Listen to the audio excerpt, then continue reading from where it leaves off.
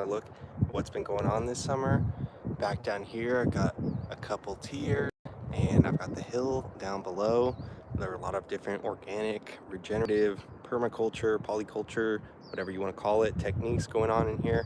So let's take a look at what's going on. I'm going to flip the camera around and we'll see. Summer plants, let's go. All right, I've got a few different kinds of eggplants right now, from the Listana Digandia, which is the Italian striped one. I've got the diamond eggplant, which is just a little black one. And I've also got the Turkish orange eggplant. And I've got a couple more, the Casper and the ping tongue on the way as well. Here I've got one of my Hungarian yellow wax chili peppers. These grow really fast, very prolific for the size of the plant. You're getting a lot of peppers. It's kind of like a jalapeno, but a little bit thinner skin. Really good for pickling as well if you want to kind of spice your chili. Here I've got the mini yellow bell pepper. They're more like orange. And I will say the flavor on this is not what I was expecting. It has more of an actual pepper flavor, although the heat just doesn't come in, so that was really interesting.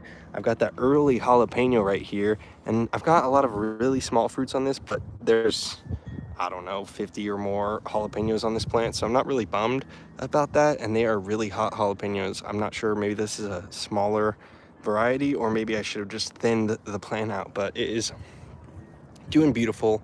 Got a little bit of ants and aphids on some of the peppers, but I think they're doing all right. This is one I was really excited for, but then I was a little bit worried because it was a little slow to start before it really started taking off. This is the Biquinho Piquillo, and this is a tiny little pepper that you'll often see pickled. You can see some of them starting to form. They're just going to be about this big. It's like 1,000 Scoville, so it's a mild heat pepper.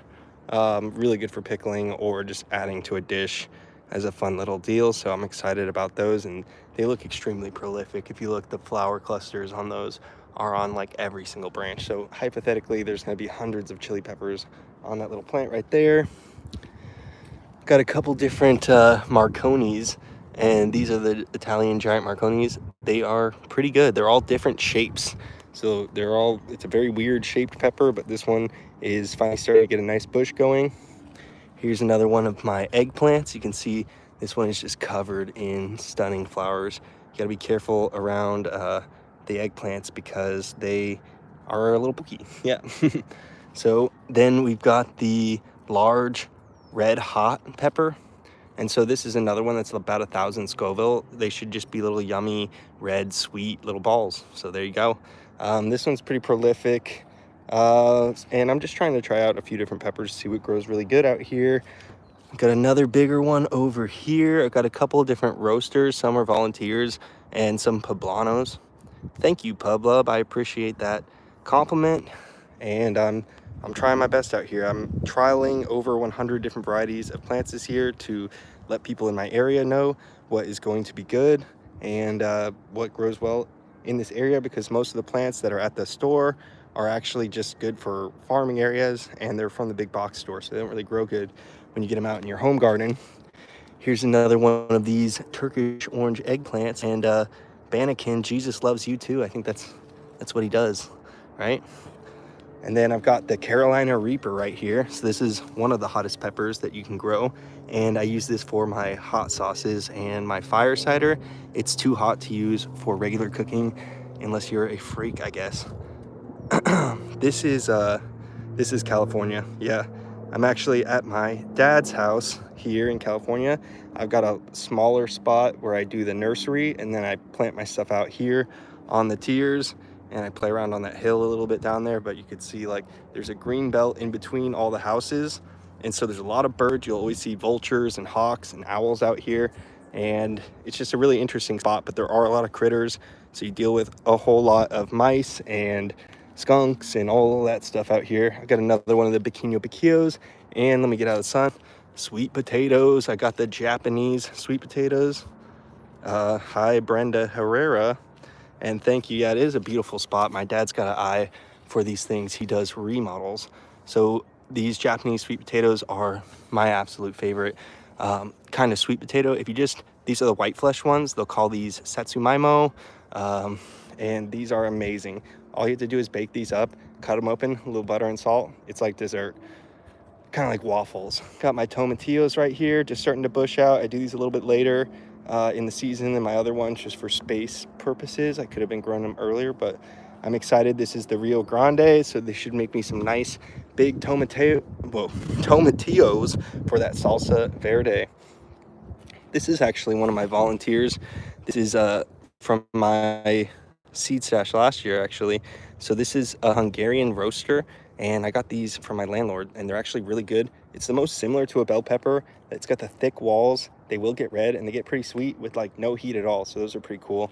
Got a couple peppers in there and flowers doing their thing, like this poppy right here. Oh, sorry, I'm in the sun again. There it goes.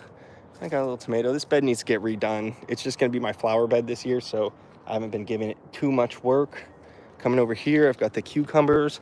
I am trialing 4 different kinds of cucumbers right here in this space. I've got the Ashleys there in the back. They're all kind of Persian varieties. So I got the Ashley cucumbers in the back.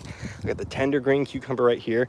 I've got the Bait Alpha, which I always do good. This is a very productive kind of cucumber, and I really like those. And then I've also got the Muncher right here. So I'm waiting to see what's going to be the best cucumber variety, because we have a lot of humidity here, and that humidity comes with powdery mildew. We are in like the ideal conditions for powdery mildew, and so you got to make sure that you grow a resistant variety, or it's just going to beat you up and you're not going to get that big of a harvest. Got lots of tomatoes rogued out in a few spots, like that orange currant as well. Got another pepper plant right here. I don't even know what this is. I had some volunteers, and so there are some random pepper plants. Another sweet potato. I guess you only need 1 sweet potato plant for a 10-gallon pot like this, and I found out you can make the slips like insane. Watering takes up a lot of my time when it gets hot, but luckily the temperature rarely gets over 80 degrees here, so I'm watering like every other day when it's hot like that. But then in the winter I rarely water. But this is an abundance. It's a lot of work, actually. So if it wasn't on a slope and I wasn't doing such polyculture, I might be able to use more irrigation. But for the time being, I'm happy just coming out here because I have to check out the plants anyway. So when I'm watering, it's a good chance for me to check out the plants. What's up, goat? Down here, this is where I grow my herbs on the side. I've got my like oreganos, lavender, sages. They don't look so good right now because it's the off season for them. And then they'll start to come back again in the fall. And another orange currant, and all of these are acorn squash right here. I actually found out last year this is a really delicious squash variety to grow, and they keep for a super long time. So you actually have the opportunity to eat this all throughout the winter if you grew some of them in the fall. It's not going to be a vining squash. It's a bush, just kind of like a zucchini in the way that it grows. But you don't harvest the fruits early like you would a zucchini. You let them actually set, get the hard skins, and they'll have seeds on the inside, so you can eat the acorn squash, and you can also save the seeds from it. Got more tomatoes. This was a volunteer. I don't even know. It's going to be some sort of yummy purple slicer, it looks like. We will find out. The rosemary, I guess, is the only thing that is looking like it's a nice harvest in this weather versus everything else in the herb category. I've got this red centiflora here. It's a little bit crazy. Huge flower clusters, but again, these are just rogued out in the clay. The tomatoes, I had some extra from the nursery, and they are pretty good at breaking up this clay soil, so we'll see. At the very least, they are going to improve the soil for the next thing that comes out here. I got some of my parsley going to seed right there. That's a great volunteer. They'll just come up all over the place. Got a couple more things in the nooks. You can see the thyme is still doing pretty good, I guess, as well. Let's move on to more fun stuff. This is a pepper experiment that I'm doing with my friend Paul that sells hot sauces in Dana Point and Laguna Niguel. And he grows all of his peppers from seed. He's got really cool varieties. So he had one that he crossed. It's the Datil variety, very spicy. And so I'm trialing it out. I've got a bunch of them. I've also got these Napoli tomatoes. This is an Italian plum variety, good for sauces. And it's kind of like a cherry. So I'm pretty stoked about trying these out. It's a semi-determinate, so it's going to set some fruits and then be done. But I didn't give these any prime real estate because I planted too many tomatoes. I'm going to just come out and say it. I planted too many freaking tomatoes. All right, let's check out the pimento. These things are actually bigger than I thought they'd be. Super thick skins, fucking ants on there. But the peppers are all right. And these are going to be sweet. I think they're going to be really good. This was a beautiful plant, so pimento pepper, really good deal on that. These, I'm starting to not even know what these are. I thought I planted a shishito, and that kind of looks like a shishito, but honestly, I should have labeled every single plant. That's my bad. I thought I'd be able to figure it out a little easier. Here is a stocky red roaster. These are awesome. Got another one over here, absolutely loaded up with peppers. I've just never had such yields on my peppers than this year. Here's another volunteer, excited for that experiment. And I've got one of these roasters from my volunteers as well, so I'm pretty stoked about that. I can tell it's a roaster because the leaves kind of look like basil leaves. That's what I've noticed. Versus these pointier leaves look like that's gonna have some spice.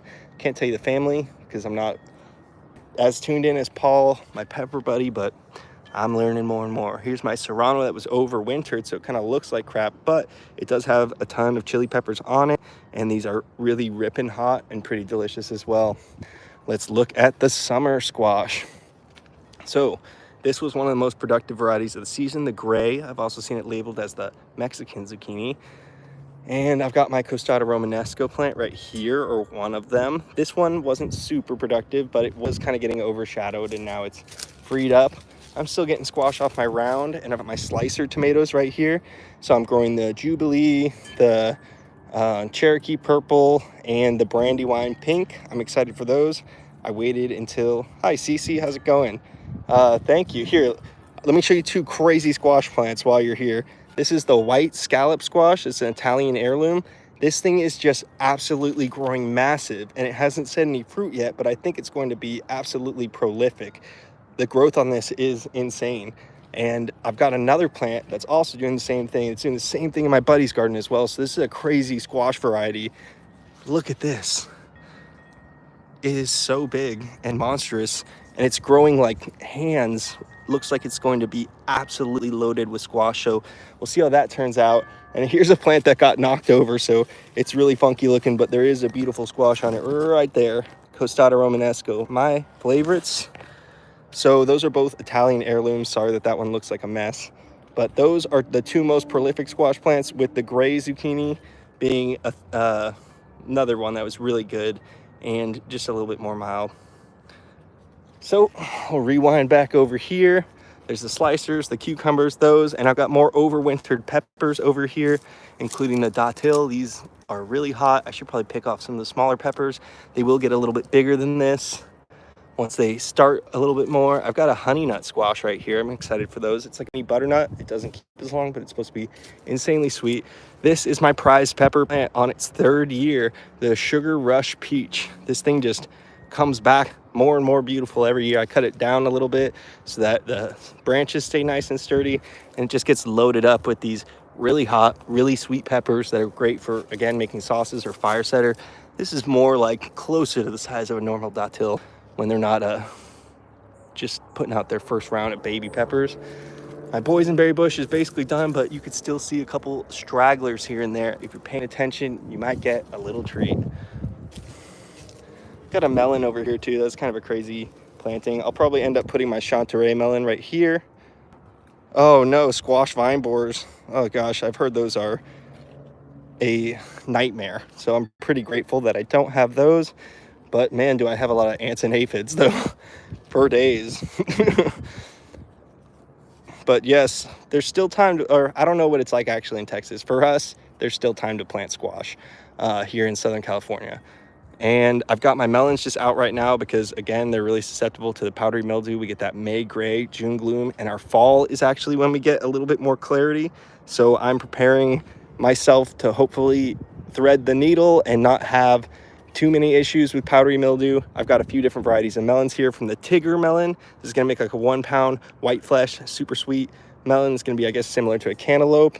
I've got the Noir des Carmes. That's a black of Carmes. It's a French melon that's supposed to be a Chanterelle style that I'm really excited for. I've got regular Chanterelle melon that's gonna go over there, like I said. I've got the Sugar Baby watermelon, and I'm excited about those. I haven't really had high success, but this plant looks pretty promising, so we'll see how that goes. And I think there was one more type of melon, Petite Grige. That's like another musk melon, so I'm pretty excited. These things are really pretty, and I'm liking how they're doing. This was one of my volunteer tomato plants that I've gotten so many fruits off of this year, and it really set nice clusters. So this was a good one, and it might look like it's almost done, but Here's one branch coming right out of the bottom, looking beautiful. So I actually grabbed it with one of my trellies, and after I harvest these, I'll go ahead and 86 the rest of that stalk and just focus on this main runner right here. So that's exciting. And then there's a little bit of that blue opal basil. These are my favorite tomatoes probably in this bed. I've got the Rosella. This is kind of like a black cherry tomato, but the stalks are a little bit tougher and they're a little bit smaller. But man, is this a sweet and delicious cherry tomato. Another one of my favorites is the purple bumblebee. Here, let's see if I can grab one that's kind of right from this plant right here. This is a great tomato to grow because it's so vigorous and it's got a thicker skin, so you can keep it on the shelf for a long time, you can keep it on the plant for a long time, and it's got a really great heirloom tomato flavor, even though it's a cherry tomato, the purple bumblebee. And there is another one that looks like this, but it's striped yellow and red, and they call that one the tropical sunset when I've seen it. And also a really amazing thick skin, really good flavored tomato. I've got the lemon squash right here, which is another one that I'm trialing. So there is one of those starting. Still no scallops really on the plant yet, but I'm excited for both of these. Thank you, Cece. I appreciate it. So here is a black cherry tomato that wasn't doing very good at first, but now it's starting to come back a little bit. And here is another one of those purple bumblebees. You can see just how bushy the growth is. The node spacing is really tight, so you have a lot of options to get new runners if any of your stems are starting to not look so good. And I've got more eggplants over here of the same varieties, and then here's one of the ping tung right there. Another Hungarian yellow wax, yellow scallop squash finishing up. These weren't really productive for me, but somebody whose garden I set up, they did really well. So maybe it was just I needed to give them more prime real estate. I've got another Marconi pepper over here. Man, what a beautiful plant, putting out these huge peppers. I can't wait for one of them to get red. I've picked a few of them green, but whatever, we'll see. Got some ginger coming up, and I am actually going to try some more ginger. Actually, an Indian woman came over the other day to get some plants from the nursery, and she was saying her dad has a ginger farm in India. She got me a mango ginger plant start, so I'm excited to try to grow that this year. I don't really know much about it. Here's the Casper eggplant, and then let's look at the weirdest, gnarliest pepper plant in the garden. Look at that leaf on this pepper plant. I've honestly never seen anything like it. I did have some turmeric starts, but you know, I put them out in early spring, and I should have put them out in the summer. I learned my lesson. I was too early, and so I had them sitting in pots, and then I've had to dig up some of them and try to replant them, so we'll see what happens. But this is an ahi gold pepper. So this will get like a jalapeno, but a little bit larger. They're kind of like big, like 6-inch orange peppers, and they are ripping hot as well. So another great sauce pepper. I got this plant from my hot sauce buddy last year. Saved the seeds from one of them, planted the seeds out, and I've got 2 beautiful plants of this. Only one of them made it to the garden out here. Another Turkish orange right there, some more herbs. Couple pepper plants. So you could see the pepper plants actually do better in the felt pots than in the beds here. I don't really know why exactly that is. It could just be the aeration. I feel like when peppers get root bound, they just stop leafing and they start just trying to fruit more. So I don't know if that's the case. Got some tomatoes back here that aren't doing quite as hot as everything else, but I still have high hopes because tomatoes like to really pick up in the second part of the summer here. This is a volunteer slicer. I don't know what that is, but man, those tomatoes look so pretty. And then there's another centiflora crazy flower. My grandma got my dad this wind chime, so that's always out here in the garden giving me a little bit of music. And these were the gold nugget tomatoes. They were cool. It was a determinate tomato variety, so it just set some fruits. I got a ton of fruits off this, and now the plant is just dying back, so I'm just gonna let it die, get the rest of the fruits, and then I'll replace it with something else. Maybe it's time for a vining squash to go in that location. Here's another one of the eggplants, just being absolutely lovely. I think this is the Listana. This is a pretty interesting story actually right here with this peach tree. So this thing got like attacked by gophers or something. What's up, Kaiway? How you doing? So this thing got totally destroyed in the roots, and then all of the foliage died back, and I was like, oh no, this thing's totally dead. Because if you know that most fruit trees are actually grafted onto a different rootstock, the rootstock started putting out all this growth, and it got giant. And I was like, you know what, the tree's dead. I'm just gonna let the rootstock come back and we'll see if it makes any fruits. The rootstock, surprise, surprise, did not make any fruits. And there was just literally like one branch left. Here, it's probably like this branch right here is the only branch left on the whole tree. Then I was like, okay, the rootstock didn't do much, but I noticed this branch was growing again.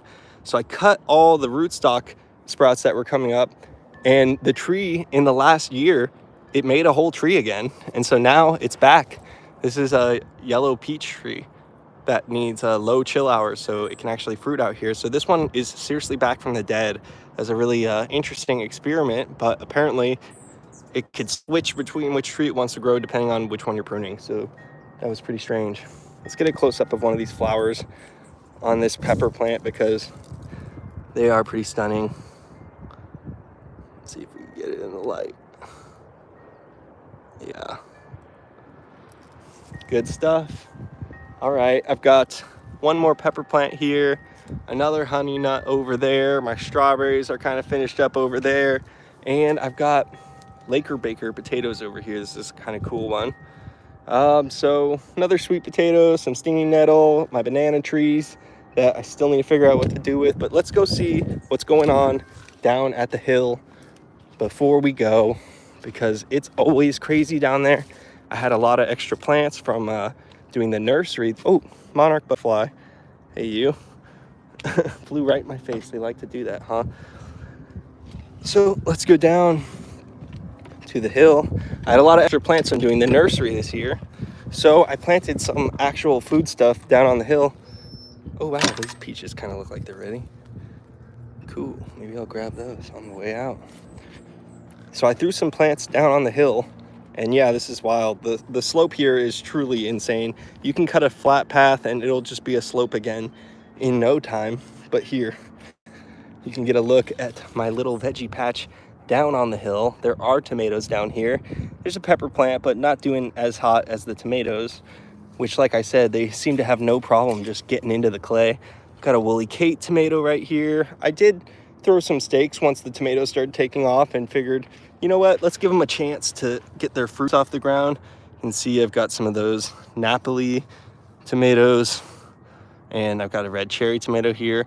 And honestly, the tomatoes that just grow in the ground like this, not even the ones in the bed with the fertilizer, sometimes they're the best, most delicious tomatoes because they just don't get babied, and tomatoes can be like that sometimes.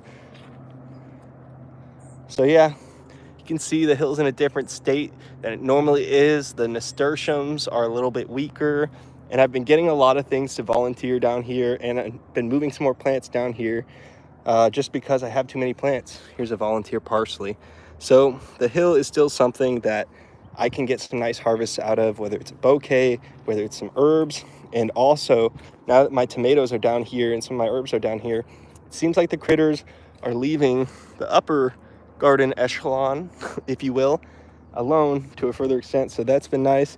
And then quickly, before we go, two more things. I've got my avocado from seed.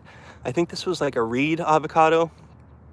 I don't know if it's going to make fruit, but man, this was my most vigorous seed avocado. I found it in my compost pile, actually.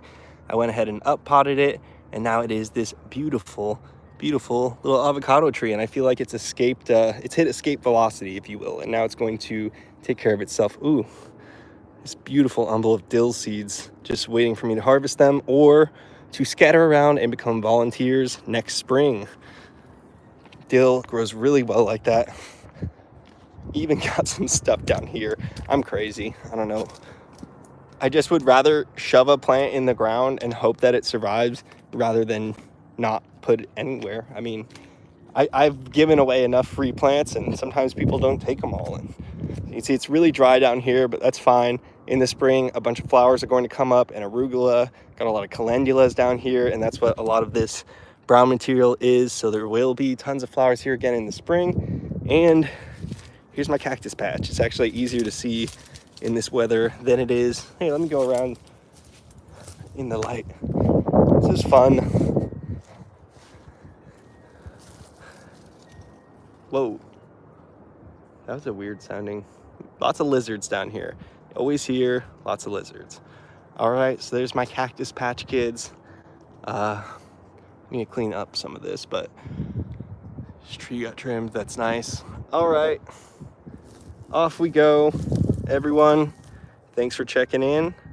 Have a beautiful rest of your day and happy gardening. Take it easy. Peace.